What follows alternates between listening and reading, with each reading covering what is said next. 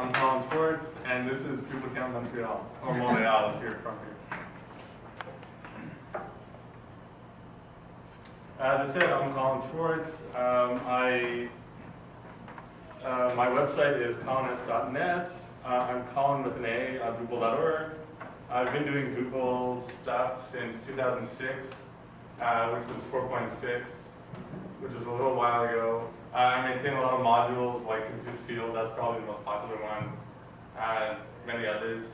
I'm a senior freelance web technical architect, and that sounds cool because I just set up a LinkedIn profile and needed to put something, and that sounded fairly awesome, so I went with it. What that really means, I do information management, information architecture, technical architecture, DevOps, which is what this talk falls into, and backend development.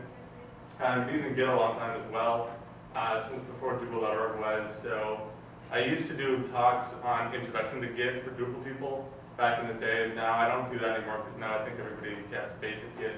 So let's move on to the advanced stuff.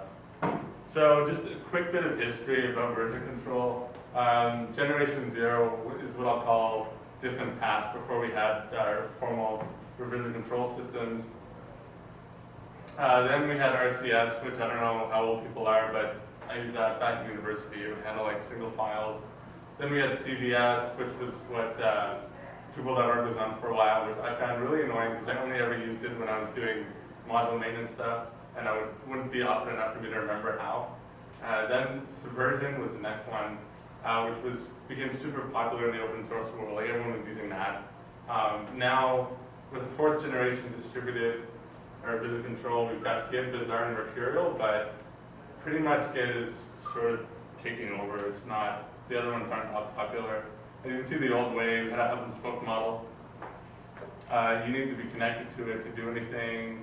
Nowadays, everyone has their own database and can push and pull to anybody.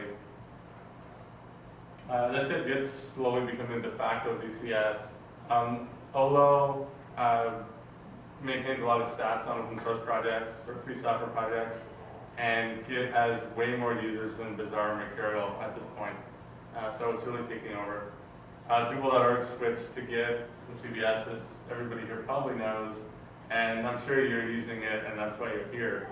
So there's several ways people are using it, but I'll get to that in a second. Just quickly on a discussion on hosting. By the way, anyone interrupt me at any time if you want. It's an open source talk. I want feedback, that sort of thing.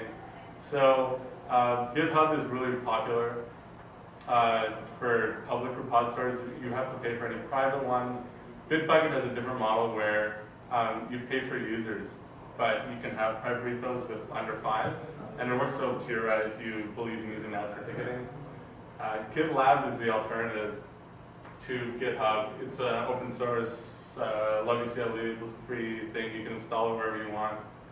And if you want to self-host, which is what I normally do, Git does not take up a lot of resources. You don't need a big fancy Git server. It's pretty easy to run.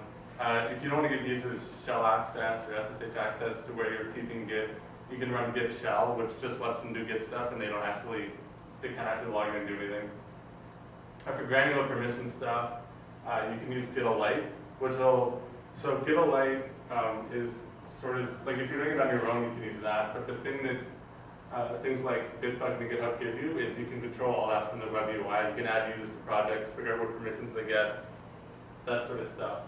What I just learned actually was that Redmine, which is my favorite issue tracking system, I can actually control Gitolite, so it'll give you can control your permissions and users on repositories just like you would get with GitHub and Bitbucket, so that's pretty cool.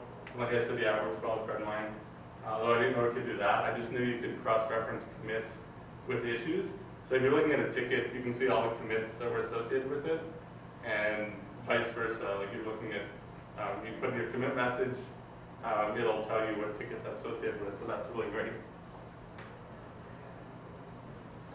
Now, like I said, most people are probably doing this sort of thing. Like in one Git repository, you download Drupal, you git init, you configure your settings, download your modules and themes, commit those. Whenever you upgrade, you would download newer versions of modules with Drush or however, commit it. Then you have to go back and see what custom changes you made to those modules and cherry pick or reapply them to the upgrade, because you can't do merges effectively with this method.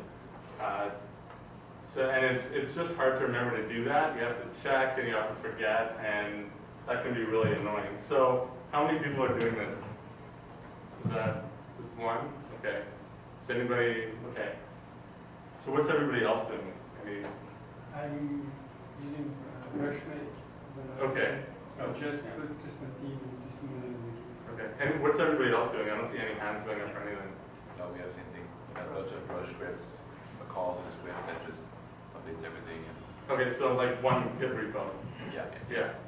Well, Or Drush make. That's, yeah, okay. I have a Drush make file in Git, and then to manage a whole platform, and then for a site within that, I'll have a Git repository, and that will include Like your modules. sites and Yeah, for multi-site, like under eager, and then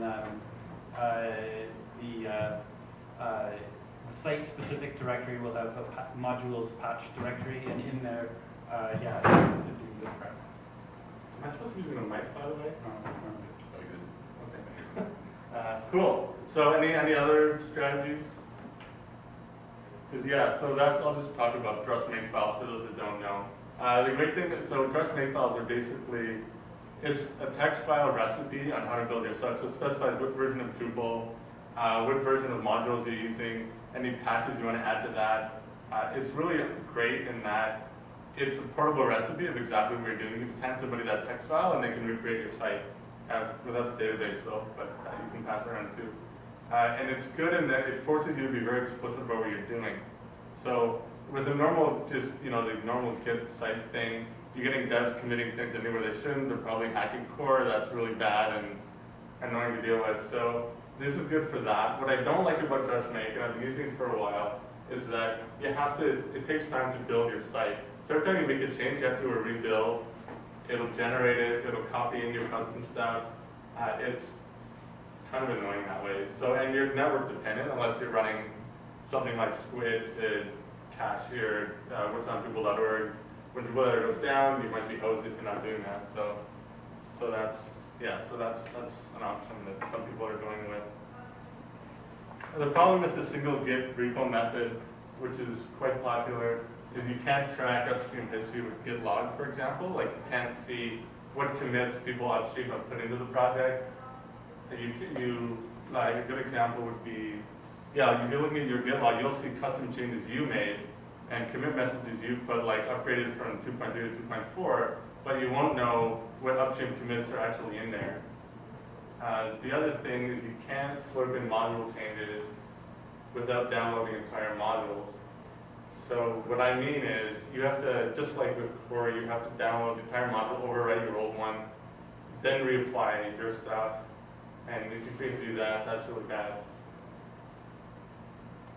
And I think I just said that twice. So,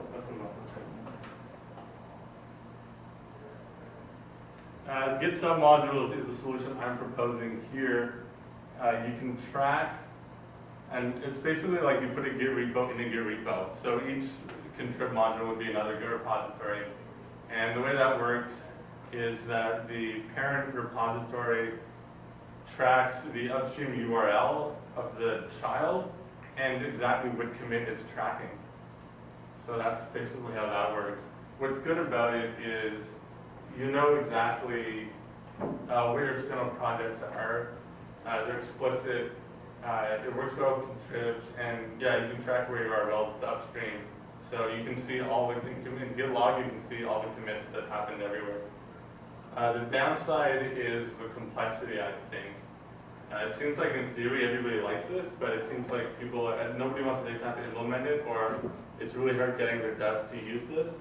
I've worked on many Drupal projects, and I've got one client now that's actually using this, but they're not using it for everything. What they're doing is they're doing the one Git repo thing, but whenever they have to make custom changes to a contrib, then they create a repository for that and stick that in there. So it's sort of a hybrid approach. But yeah, it adds a lot more moving parts, which you may or may not want to deal with, or you may want to and your devs don't. As a DevOps guy, I try and push this stuff and see what sticks, so. I'm assuming nobody's using this. Is anybody actually using submodules? Oh, you are, okay. But not for Drupal, for other. For other stuff? Okay, yeah. Finance. Good to know. So to set this up, initially, you basically just clone Drupal from Git in a new project, go in there, you rename your origin repository from origin to Drupal, because with this approach you need multiple repositories to pull from and the other one to push to. So if that's confusing, let me know. Because I'm skipping the basic stuff, assuming everybody knows it. So you rename, you're gonna have, Drupal is gonna be the upstream Drupal.org, and then origin is gonna be your repository simply for managing the internal version of your site that you're working on. So you rename that, then you would check out a branch, they call it develop or dev, which is what a lot of people use, and you branch that off 7.x, for example. Then you can merge in specifically, if you want a specific version, you could pull that and just go with that.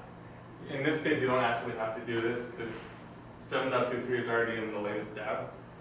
So you might not want to do that. You can just go back to a specific one if you don't want to use a dev version of Drupal. Then you create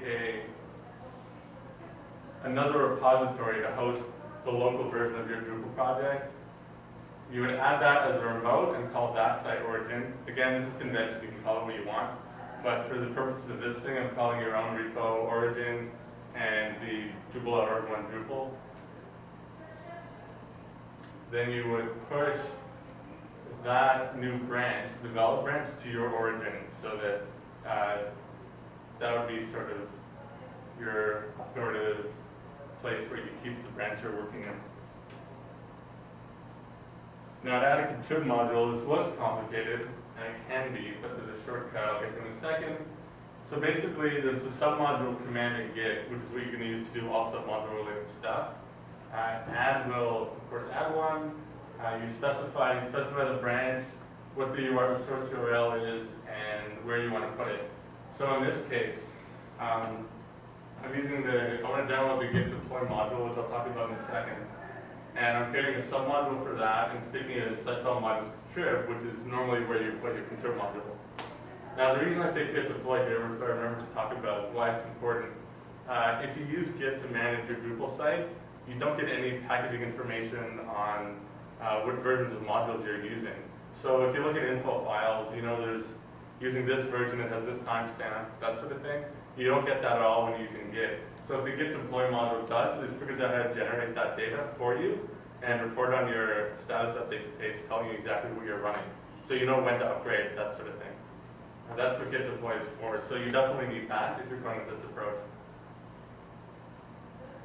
So once so you download, you've specified it as a submodule. You have to initialize it, and what that means is you're telling your parent repository about it. Then you can go in there and you can pick which, you have to check out the tag you want, or the commit or whatever. Now the shortcut for this, as I mentioned, was that, yeah, you can do this in one command, mostly with Drush. I'm assuming everyone here knows about Drush. I don't have to explain that. Good. So the only thing is there's a patch you need in order to do this, because it doesn't work out of the box right now. But when you apply that, you can use Drush DL like you normally would, but you just specify some extra parameters telling it that this is being managed by Git. So do it with some modules, and it should do that. I didn't actually get a chance to test this part, but I did a lot of research. It sounds like people are doing it as long as they have that thing working. So yeah. So then basically you have to cd up a level, like go to the parent directory, so you're in the parent Git project, and you add and commit those changes so it knows exactly which commit you're tracking and that you've initialized it, that sort of thing. Now to upgrade core, it's a bit different. You go into your project directory, your parent Git repo, you check out your development branch, then you would do a fetch from the Drupal repository, because you're tracking two. You're tracking your own and you're tracking upstream. So you want to pull from upstream Drupal. So git fetch will grab any new data in the repository, and then you would merge in the specific upstream tag that you want. So let's say you're running 7.23, git merge 7.24 would merge in any changes from 7.24 into your repository. And then you would push that up to your development, you'd push that up to your origin, which is the repository that you're managing your product with.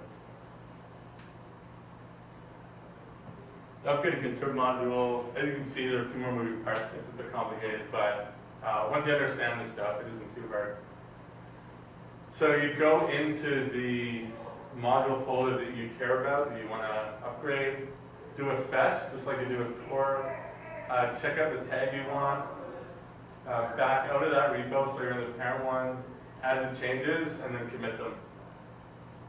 So it's actually not too bad. You do a lot of this stuff anyway, and then push it up once you've committed. Basically, you're making changes to two repositories, the submodule and the parent one itself. Just tell it what changed.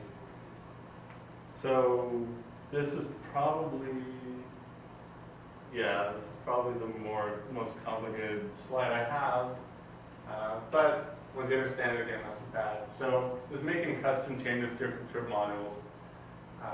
Again, because you want to make changes that aren't stored upstream, you have to create another repository that you manage locally that you can push your custom changes to, just like we did with core.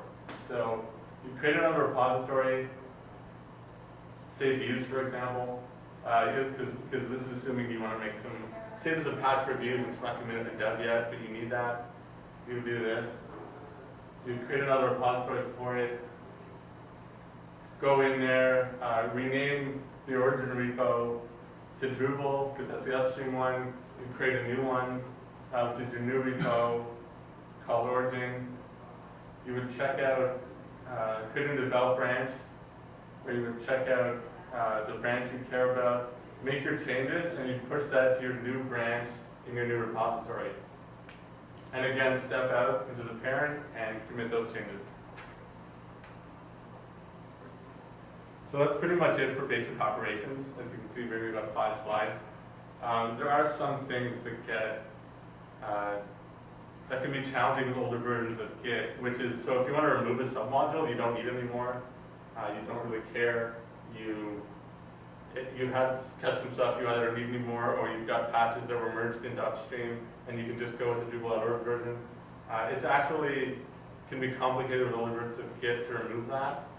With newer versions, it's pretty easy. They now have Git submodule D in it, and that will remove the initial, like the telling the parent repo about it, and then you have to go.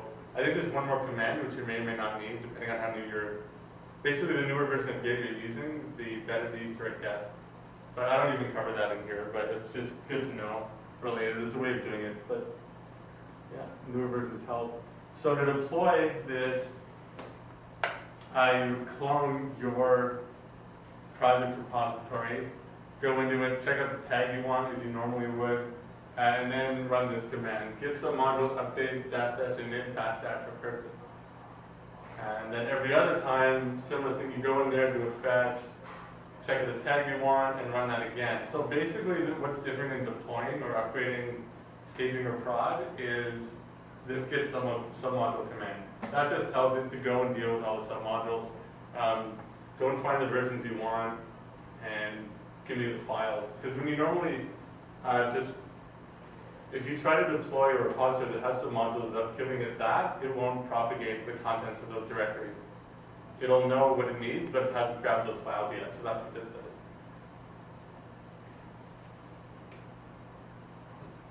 So that's pretty much it for the basics. A bunch of references here, which I'll talk about. So Randy Fain wrote a really good write-up about 2 years ago on Drupal deployment with Git Submodules, there was a time when everyone was really interested in this idea, and there's actually a is it helpful, not helpful?